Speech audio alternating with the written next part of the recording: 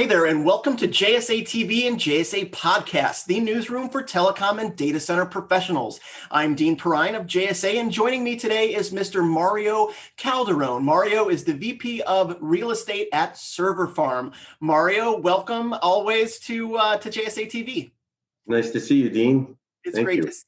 Yeah, of course, of course. So Mario, for our viewers that may not already know, why don't you tell them a little bit about Serverfarm and overall what makes the organization unique? Sure, happy to. So Serverfarm, we're a very dynamic company. We own and operate data centers, global portfolio, primarily North America, Western Europe, England.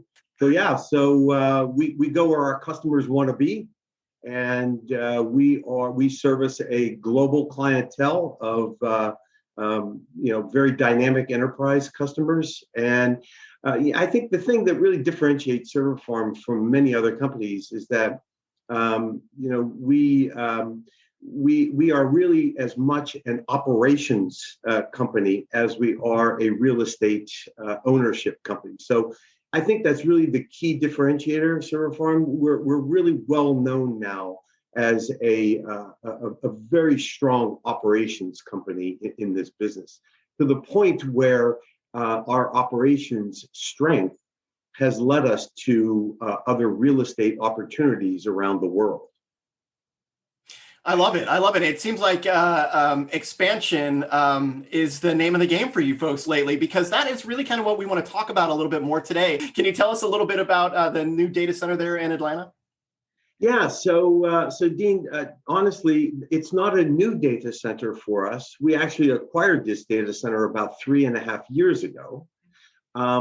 But we bought the data center under a little unusual circumstances, but this is a part of sort of Serverfarm's creativity.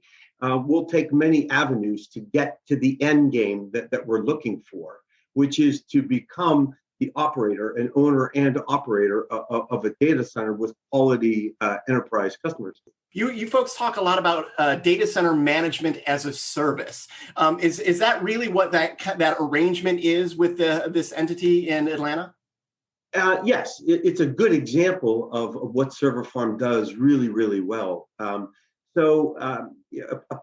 And one of the ways that we do that is not only do we manage the physical assets, but Serverfarm, over the years, we have developed through our operations teams a model, a sort of an operational model that we deploy in all of our data centers, and we sort of tie the aspects of that model together with a data center service platform that we have developed. It's a proprietary product, but we have developed that and we deploy it throughout all of our data centers. We also deploy it in third-party entities' operations globally.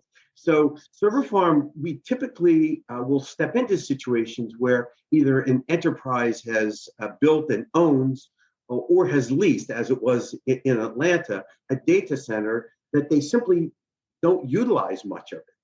We'll buy those existing assets and we will repurpose. We will do what we did in Atlanta, for example. We'll right size the capacity for the customer that's in that facility, and then we will free up additional capacity to bring other customers into the facility. Very good, Mario. So last question. I know that in June of last year seems like it was a complete blur to me at this point, but in June of last year, you added 14 megawatts of capacity, excuse me, in Toronto. And in April, you acquired a new facility in Los Angeles. I wanted to get that out. But what else? What else is going on? What else might our viewers see from Serverfarm in the second half of 2021? We're doing a major overhaul of our Amsterdam facility. That facility today, and we just acquired that about 1.5 years ago. There's a single customer in there, and they occupy approximately 15% of the physical capacity, physical space in that facility.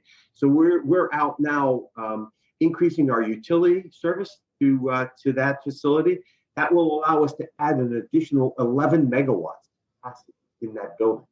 So we are actively pursuing that now.